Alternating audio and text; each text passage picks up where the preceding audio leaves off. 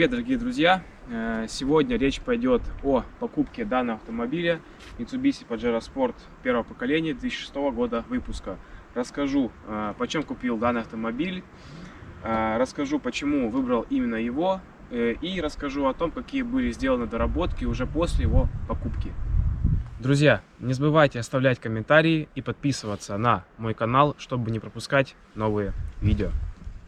Для себя решил, что автомобиль будет покупаться либо гаражного хранения, либо с южных регионов, либо с северных регионов, поскольку там коррозия кузова она минимальная, нежели в средней полосе России, где постоянно посыпают дороги реагентом, и машины таких лет, 2000-е года и больше, хочешь не хочешь, а кузов потихоньку будет ржаветь, особенно пороги, ну и низ машины, соответственно, тоже.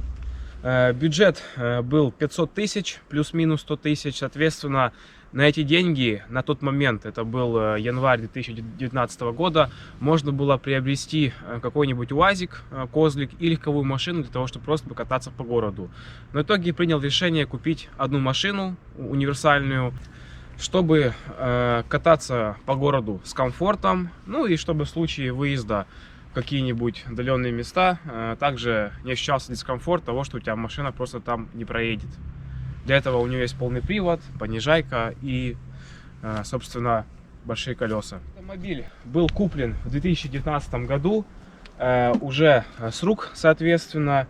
Автомобиль приобретался для моих интересов, чтобы можно было выехать и на рыбалку, и попутешествовать, и в такие места, куда, так сказать, не доберется обычно легковая машина. То есть сугубо для моих интересов. Искал надежный, чтобы не ломался, и чтобы просто не подвел в самую трудную минуту. Конечно же, наткнулся я в процессе на 2 или 3 перекупов, уже не помню. Сразу же эти варианты я убрал.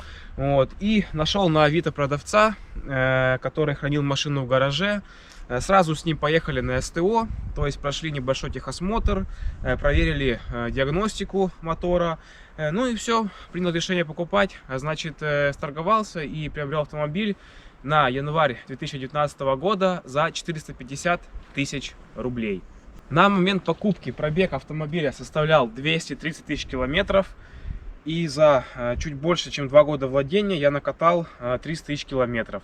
Что сделал сразу же после покупки? Во-первых, пригнал его на СТО, поговорили с механиком, решили, что будем покупать. Это определенно все масла, трансмиссионные жидкости, то есть мотор, АКПП, передний мост, задний мост, раздатка.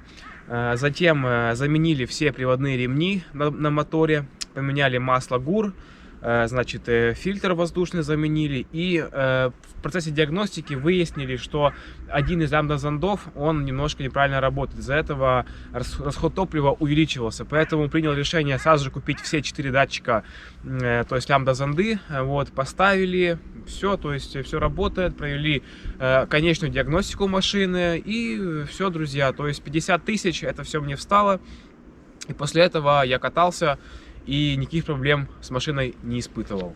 Приобреталась для того, чтобы эксплуатировать ее на севере, то есть сразу же к этому надо было готовиться, поэтому мы заказали предпусковой подогреватель двигателя Binar 5S, он дистанционный, то есть работает с пульта, ты запускаешь, он полчаса работает, и после этого уже холодное время года, мотор прогрет, теплый и готов к запуску.